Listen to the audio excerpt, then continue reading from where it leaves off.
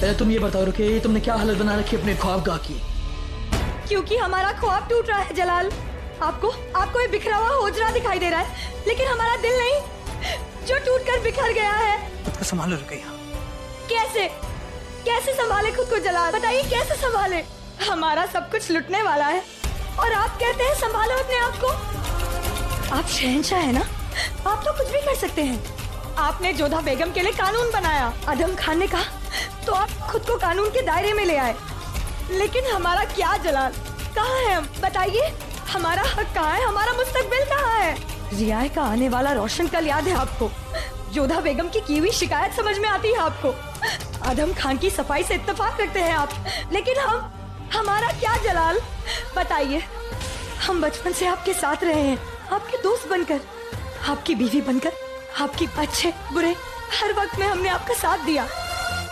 एक मलिका बनकर हमने आपको सियासी मामलों में मशवरा दिया जलाल।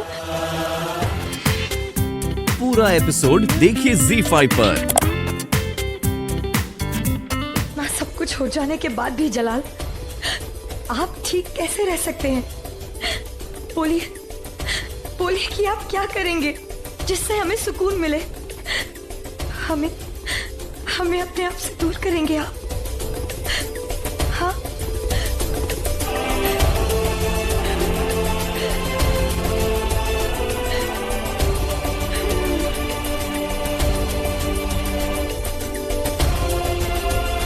रुपैया तुम कैसे पढ़ लिख लेती हो? हमारा तो मन ही नहीं लगता।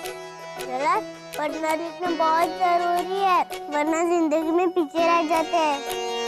मगर हमारा दिल इसमें नहीं लगता, कभी वक्त नहीं मिलता, और मिलता है तो मैं ऊब होती है।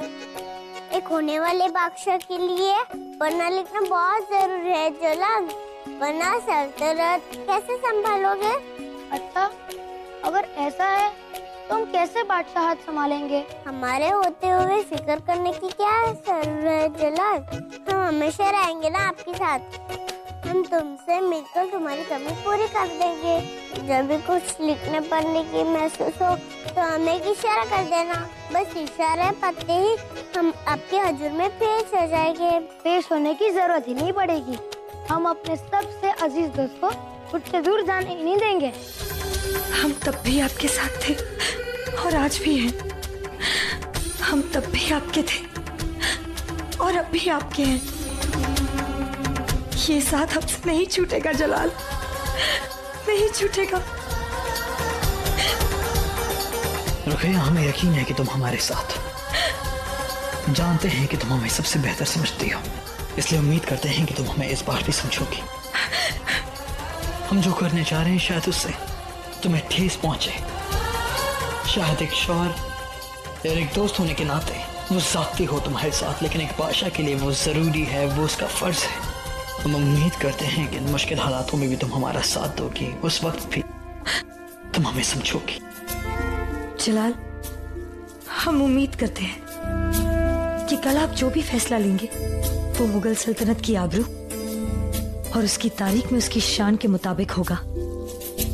लेकिन हाँ, हम चाहते हैं कि कल आप उस गुस्ताख आदम खान को सख्त से सख्त सजा दीजिए।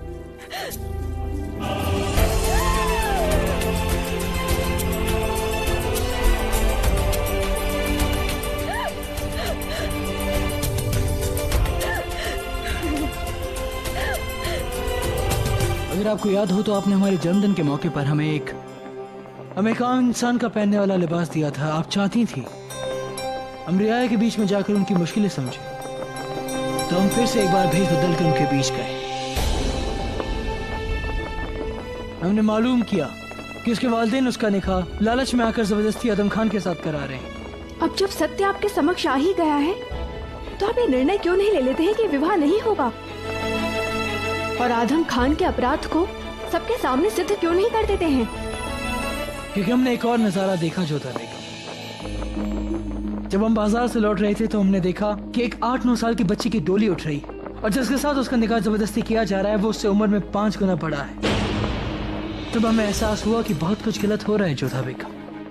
हम आपकी शुक्रगुजार हैं जोधा बेगम कि आपने हमारा ध्यान सल्तनत में हो रहे गलत रिवाजों की ओर किया। देखिए, आदम खान को हम कभी भी रोक सकते हैं, लेकिन हम रिया के लिए सोच रहे हैं। रिया में उन तमाम नाबालिग लड़कियों के लिए सोच रहे हैं। हमारे लिए उन्हें रोकना जरूरी है, क्योंकि जो गलत रिवाज तहजीब बनकर उनके जहन में बस गए हैं, हमें उन्हें उनसे छुटकारा दिलाना है। इसीलिए हमने ये कानून बनाया है। परंतु इस नियम की बलि रुकया बेगम चढ़ जाए, ये हम कभी नहीं चाहेंगे शहंशाह। चाहते तो हम भी नहीं है जोधा बेगम, मगर एक हुक्मरान को रियाया के सामने मिसाल कायम करनी होती है। जोधा बेगम, हमने एक किस्सा सुना था कि जब एक बार एक बादशाह राह से गुजर रहा था तो उसने एक बगीचे में जाकर फल तोड़ लिया था। अब जानते हैं उसके बाद क्या हुआ? उसके बाद उसकी फौज ने उसके नक्शे कदमों पर चलकर पूरे बगीचे को तहस नहस कर दिया था। जब हम ही कानून की इज्जत नहीं करेंगे तो फिर रियाया क्यों करेगी? ये आपका बड़प्पन है शहंशाह, परंतु एक कठोर सत्य है, नियम बनाए जाते हैं ताकि भविष्य में उसका पालन हो, पर आज के बने हुए नियम बीते हुए कल की घटनाओं को नहीं बदल सकते हैं। बीते हुए कल को आज के नियम से नहीं तोला जा सकता है शहंशाह, और यही व्यवहारिकता है। पर हम आवाम में एक पैगाम देना चाहते हैं जोधा बेगम, कि कानून से बड़ा कोई नहीं होता, बादशाह भी नहीं। रिया भले ही बादशाह को जिल्ललाई समझे, मतलब खुदा की परछाई, जब वो देखेगी कि खुदा की परछाई कानून पर अमल कर रहा है, तो उनका ज़मीर कानून को अपनाने में उन्हें मजबूर कर देगा। आपने ठीक ही कहा था जोधा बेगम कि औरत को एक चीज मान लिया जाता है। जिसके पास दौलत होती है वो उसे खरीद लेता है, जिसके पास दौलत नहीं होती वो उसे बेच देता है। जिसके पास ताकत होती है वो अपनी ताकत के दम पर उसे जीत लेता है, और जिसे हर मोल चुकाना होता है वो उसे तोहफे में दे देता है। फिर चाहे वो आदम खान ही क्यों ना करे, या फिर कभी जलालुद्दीन। आप उस दर्द को आज भी भुगत रही हैं। चौंक क्यों गई जोधा बेगम? यही सच है। अब भले ही हमसे नफरत करती थी, लेकिन उसके बावजूद आपने हमसे निकाह किया अपनी रियासत की हिफाजत के लिए। आपने अपनी कुर्बानी दी अपनी आवाम को बचाने के लिए, और तस्नीम भी अपनी कुर्बानी दे रही है अपने वालिदैन के दबाव में आकर। तो बताइए जोधा बेगम, हर बार औरत को ही अपनी कुर्बानी क्यों देनी होती? जवाब दीजिए।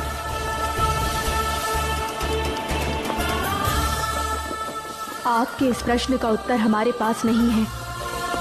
हमें लगता है कोई जलाल के कान भर रहा है। जरा आप ही सोचिए, शहंशाह को क्या जरूरत थी सदियों पुराने रिवाजों के खिलाफ कानून बनाने की? चिंगारी बेगम जोधा ने लगाई है। चिंगारी लगाने वाले से ज्यादा गुनाह उसे हवा देने वाले का होता है, और आदम खान ने इस मामले को हवा दी है। और सब कुछ जानते बूझते भी आप अपने बेटे की अंधी तरफदारी कर रही है। माफ कीजिए मलिका बेगम, लेकिन क्या आपको ऐसा नहीं लगता कि शहंशाह जिन्हें अम्मी जान का दर्जा देते हैं उनको अंधी कहकर अब गुस्ताख हो रही है?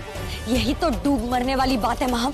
बेटा शहंशाह की बेइज्जती करता है, शहंशाह से कहता है कि अपनी बेगम खास को तलाक दे दो, और वो औरत चुपचाप खड़ी है जिससे शहंशाह अपनी माँ का दर्जा देते हैं। बेगम रुकैया, आप खामखा आदम से नाराज हो रही। आदम खान आपके साथ ऐसा क्यों करेंगे? इस कानून की वजह से जितनी चोट आपको लगी है उतना ही नुकसान हमारे बेटे आदम खान का हुआ। आदम खान का निकाह नहीं हो पा रहा है तस्नीम से, जिनसे वो बेइंतहा मोहब्बत करते हैं।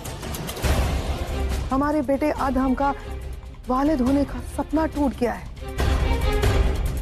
अब तो तलाक की बात छिड़ गई। दीवाने खास इन सब फसाद की जड़ सिर्फ एक है, बेगम जोधा। जरा सोचिए, आदम खान आपके साथ साथ अपना खुद का नुकसान क्यों करवा लेंगे? ये काम तो वही कर सकता है ना जिसका ये सब करके फायदा हो। वो एक ही है, बेगम जोधा। अब हम आपको कैसे समझाएं कि ये देखिए,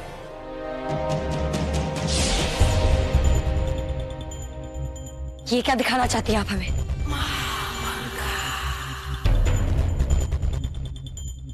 यही कि इस पानी में पहले जगह नहीं, हमने इसमें उंगली डाली और जगह बना ली। पूरा एपिसोड देखिए ZEE5 पर।